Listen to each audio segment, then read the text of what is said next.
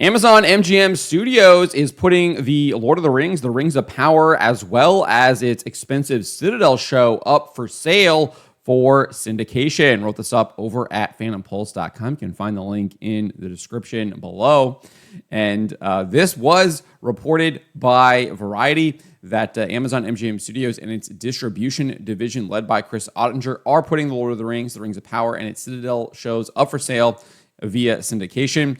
Alongside the Lord of the Rings of Power, and Citadel, the streamer will also be attempting to syndicate two other shows that will arrive on Amazon later this year, Countdown and Butterfly.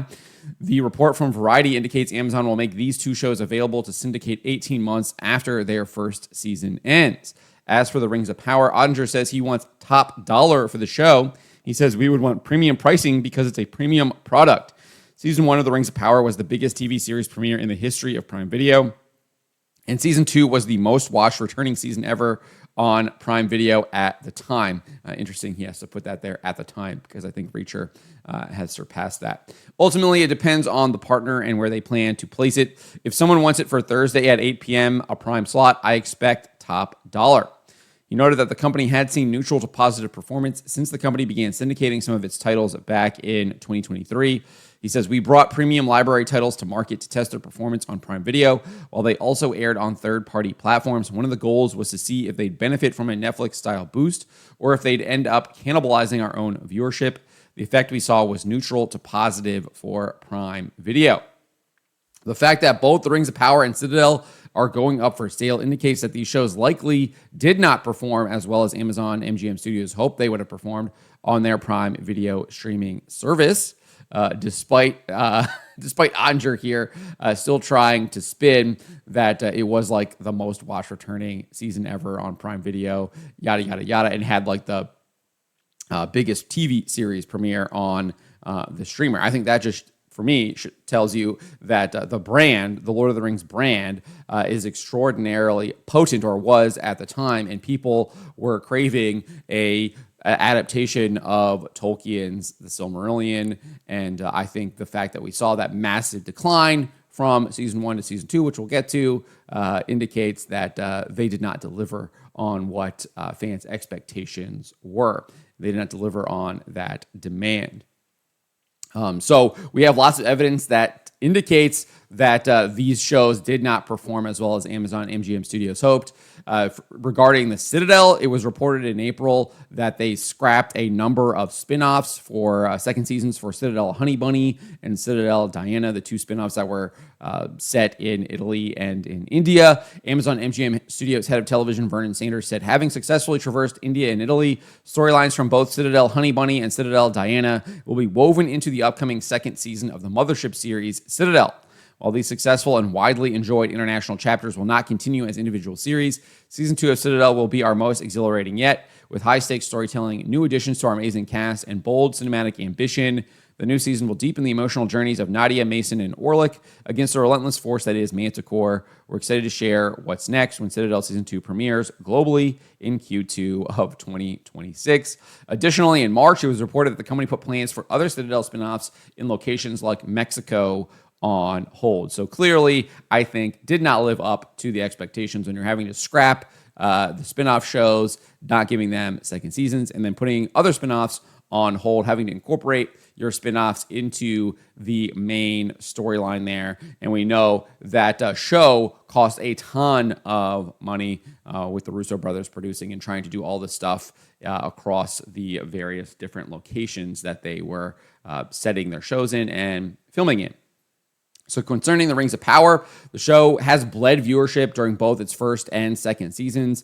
Back in April 2023, Kim Masters at The Hollywood Reporter reported that 63% of people who watched part of the first season in the United States did not finish it. She wrote, while Amazon, like other streamers, provides only limited data and internally it held information even more closely than usual on the series, sources confirm that The Rings of Power had a 37% domestic completion rate, customers who watched the entire series. That means that 63% did not finish if only 37% actually did. She did say that for those outside the United States, the completion rate was higher. She shared overseas it reached 45%. A 50% completion rate would be a solid but not spectacular result, according to insiders. So even there, it still didn't do what they expected it to be. And again, that was the first season when demand was at its peak. The report would appear to bear fruit as multiple data analytics companies noted that season 2 viewership was much lower than season 1. Samba TV reported that viewership in the United States for the season 2 premiere declined by nearly 50% compared to the season 1 premiere. In September 2022, the firm reported that the show's season 1 premiere attracted 1.8 million U.S. households. At the beginning of September, following the season 2 premiere, it reported that only 902,000 U.S. households watched. That's a decline of nearly 50%, 49.8. It was not just Samba TV either. As noted by X-User, now it's known, Nielsen reported back in 2022 that the show's 2-episode premiere raked in 1.253 billion minutes watched.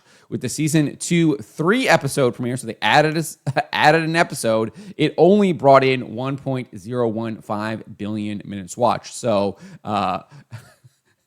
quarter of a billion there less than season 1, right? That's a huge decline, and you even had an extra episode as well. So if you do a simple calculation where you divide the total minutes watched by the total runtime, it gives you 9.4 million viewers for the first season and 4.9 million viewers for the second season. That's a decline of 47%. So again, looking around half of people not returning.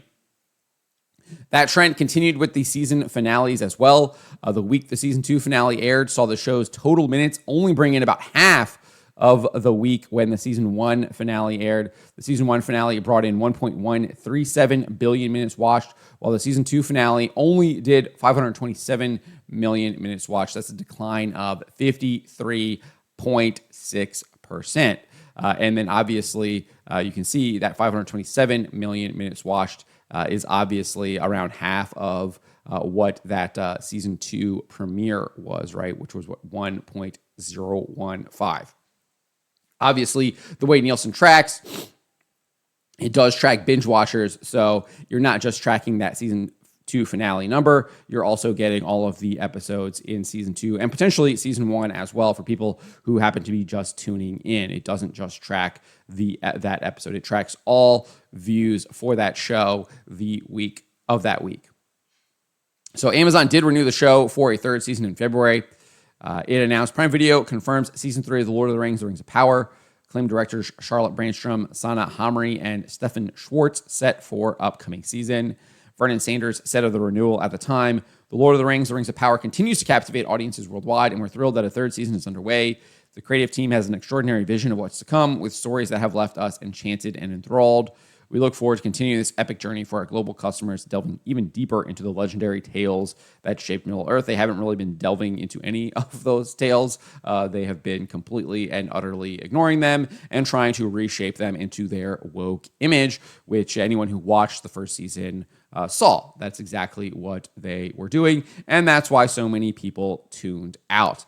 So the idea that they are trying to now sell these shows in syndication, I think, indicates that these shows just are not performing to the level that they needed to perform on Prime Video, on the Amazon for their own home streamer, and they need to try to recoup those costs. And that's why they're going to try to sell it in syndication. And that's a smart business move. That's a smart business move. I never really understood why a lot of these companies decided to kind of like cut their noses off to spite their face. We saw this with the Walt Disney Company. They decided to basically, it was like $1 billion in revenue or something like that. Something insane. I can't remember exactly, where they decided to pull all of their films, television shows from Netflix in order to try to boost up their Disney Plus streamer, and it just seemingly has not panned out as well. They just gave up a ton of revenue and really didn't recover from that. I think they've only had like maybe one quarter where their Disney Plus streamer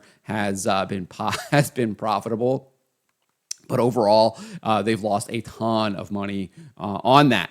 So it never made sense to me why these companies tried to do this. I get like the idea why they did it, but it really didn't it makes sense in the overall picture. I think you could have had both, right? Still syndicating and still also doing your own thing, which is kind of what HBO, I think, was trying to do for the most part. It seems like other streamers now trying to follow in that suit because they realize that the shows that they're making are just way too expensive and they're not getting the return on investment that they need. And that's why you're now seeing, I think, Citadel and Rings of Power being sold off into syndication because the shows just weren't getting the return that they needed on Amazon MGM Studios. And anyone who's watched these shows knows the quality just really isn't there to kind of reach that mass appeal, especially with Rings of Power. The quality is absolutely terrible. It's a horrible adaptation, and they've done irreparable damage to the Lord of the Rings brand and IP by trying to inject their woke ideology into it, which Tolkien would be opposed to, given the fact that he was a devout and practicing Catholic. But let me know what you guys make of this. Let me know in the comments below. Remember to always be charitable, especially to each other, and to always, always speak the truth. Why would you be afraid of the people? Why are you not afraid of God instead of man?